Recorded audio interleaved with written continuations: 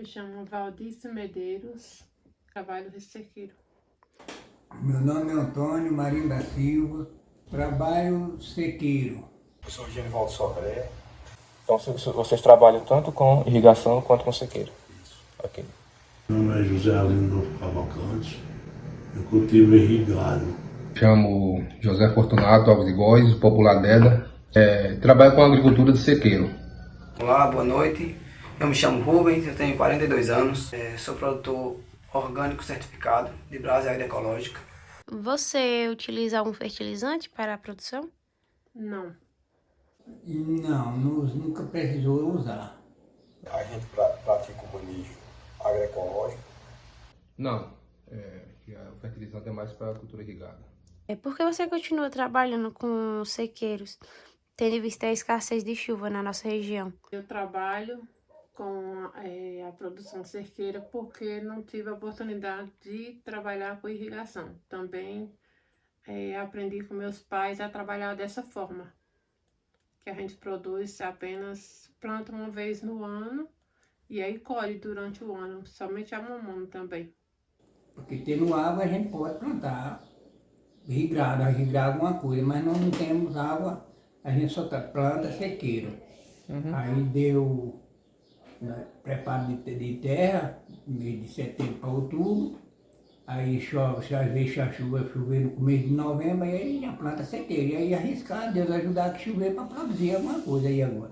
É verdade, a chuva tem sido escassa devido à agressão ao meio ambiente. Né? Mas é uma tradição que veio dos nossos antepassados, e aí quando chega o período da chuva, mexe com a gente, né? E a gente empolga e vai. Mas eu diminui bastante o plantio de sequeiro. Porque, como é que diz, a profissão da gente, né? Então a gente tem que trabalhar o capão, né? Apesar de não ter mais produção como antigamente.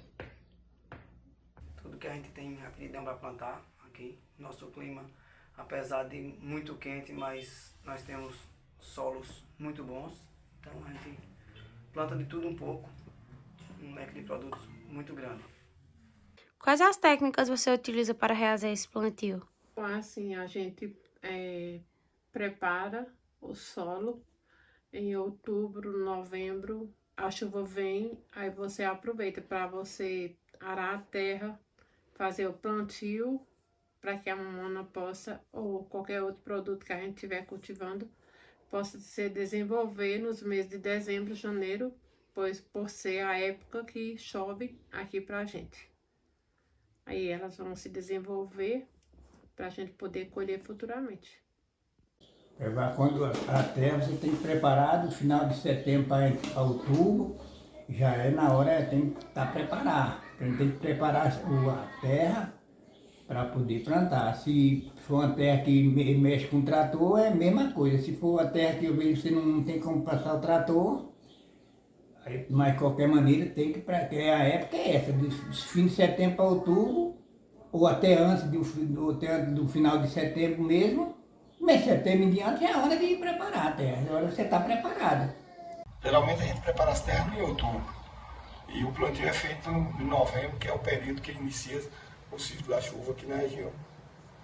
E as técnicas de aração ou gradação.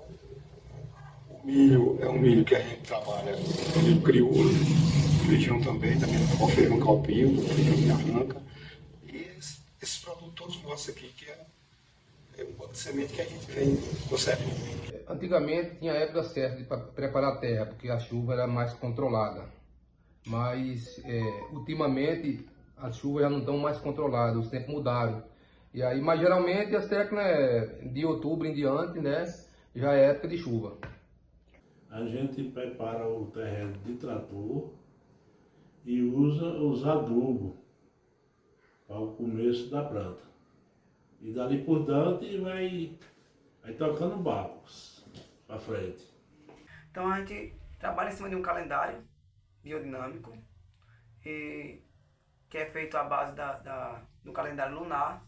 Então a gente trabalha com essas práticas, a gente se organiza dentro desse calendário para organizar os plantios. e principalmente na prática de escalonamento de produção, principalmente para que não falte o produto, nem na nossa mesa e nem para suprir o mercado. Em relação ao solo, ele se encontra tão fértil como antes? Não, infelizmente não.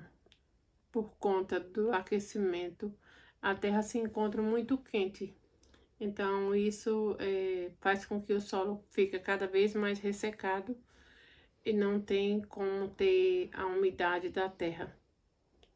Por conta desse aquecimento global. Não, eu acho que tá a mesma coisa. Eu acho que é a mesma coisa. Houve uma necessidade de melhorar, assim.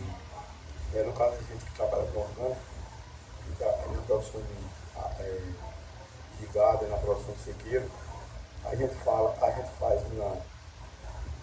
uma cobertura, matéria seca, trabalha com esterco, faz calagem, faz cinza, faz com pó de rocha, faz com calcário e com a palha de mamão. E isso melhorou bastante, para diminuir as perdas. Olha, dentro da nossa prática, sim. No contexto geral, não. Mas dentro das nossas práticas de agricultura orgânica e de base agroecológica, sim. Porque o nosso principal trato é com o solo. Houve sim a mudança de subsolar e mudar outros tipos de cultura, para outras culturas. Cebola, tomate, aí muda, né? Não dá certo para plantar uma cultura só, tem que mudar, fazer mudança. Em relação ao solo, eles se encontram tão férteis como antes? Houve a necessidade de mudar a forma de preparar a terra para o plantio? Um pouco, mas eu acho que o solo ele continua fértil, principalmente na nossa região aqui. Eu acho que o problema mesmo aí é a falta de chuva, principalmente na época certa, né? E a quantidade de chuvas, do volume de chuva, que são bem menos do que antigamente.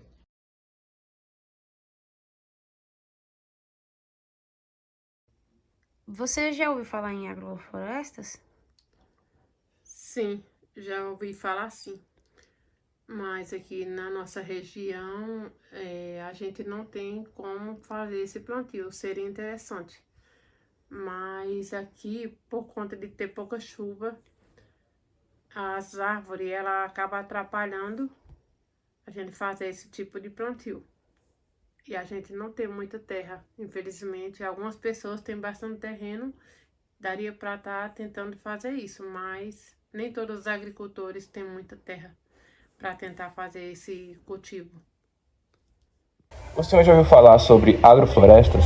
Sim, a gente já pratica um pouco da agrofloresta. A gente tem um plantio de banana, né? E a gente já faz um consórcio com algumas frutas que produz embaixo da banana, né? Tem o macis, um pouco de abóbora, isso aí está dando certo. A gente está iniciando. E a gente tem outros companheiros lá no sul da Bahia que a gente já acompanhou, eles estão trabalhando com cacau, com jaca, com café, e isso dentro da mata nativa. Isso é importante. É uma coisa que a gente tem que copiar para trazer para aqui, porque nós temos aqui que preservar aqui a região nossa das veredas. Já sim. Você acha que é viável implementar isso na sua roça? Eu acho que sim, né? É uma técnica muito boa, né? Eu acho que só vem mais a melhorar as condições, né, do agricultor. Mas qual o seu conhecimento sobre agroflorestas? O conhecimento que eu tenho é que preserva as nascentes, né? A agrofloresta, você não precisa desmatar a área, por exemplo, a margem do rio, para plantar capim, você deve fazer um manejo e produzir o capim, não tirando toda a área nativa, né? Isso é interessante. Quanto ao consórcio da agrofloresta com frutas que a gente faz, é interessante porque também você não vai deixar a terra exposta ao sol. Você consegue produzir dentro da sombra que está protegendo também. O senhor já ouviu falar das agroflorestas? Você acha que esse tipo de técnica seria viável na sua propriedade? Sim, na minha propriedade em específico, sim. Porque vai atrair a fauna, né? Vai ser implantadas principalmente plantas nativas e frutíferas. Então, atraindo a fauna, você vai causar dentro da sua propriedade, vai construir dentro da sua propriedade um ecossistema próprio, que vai melhorar o seu solo por conta da fixação de água, da cobertura de solo, por conta das próprias plantas, não vai deixar o solo nu. Então eu acho que é uma prática viável para minha propriedade em específico, né? Para outras propriedades talvez não sejam por conta de recursos hídricos, né? Porque com a escassez das chuvas dificilmente você vai conseguir manter um sistema desse sem irrigação. Então, por que você acha que as pessoas estão migrando desse modo de produção? No caso, a produção orgânica. Algumas pessoas estão migrando, migrando desse sistema estão migrando para este, do meu ponto de vista, né? A adesão de agricultores a esse sistema de produção tem sido muito grande por conta da segurança alimentar, da qualidade do produto, no preço do produto em si, né? Na agregação de valor no produto e principalmente visando a segurança alimentar por conta dos altos índices de doenças que vêm sendo ocasionadas direto ou indiretamente pelo uso de agrotóxicos e defensivos químicos. Tem tido uma migração muito grande de produtores para esse tipo de atividade. Bom, foram essas perguntas, eu agradeço muito a cooperação do senhor, muito obrigado, inclusive. Por nada, eu que agradeço. Sim, a gente já pratica um pouco da agrofloresta. A gente tem um plantio de banana, né? E a gente já faz um consórcio com algumas frutas que produz embaixo da banana, né? Tem o macis, um pouco de abóbora, isso aí está dando certo. A gente está iniciando. E a gente tem outros companheiros lá no sul da Bahia que a gente já acompanhou, eles estão trabalhando com cacau, com jaca, com café, e isso dentro da mata nativa. Isso é importante. É uma coisa que a gente tem que copiar para trazer por aqui, porque nós temos aqui que preservar aqui a região nossa das veredas. Não.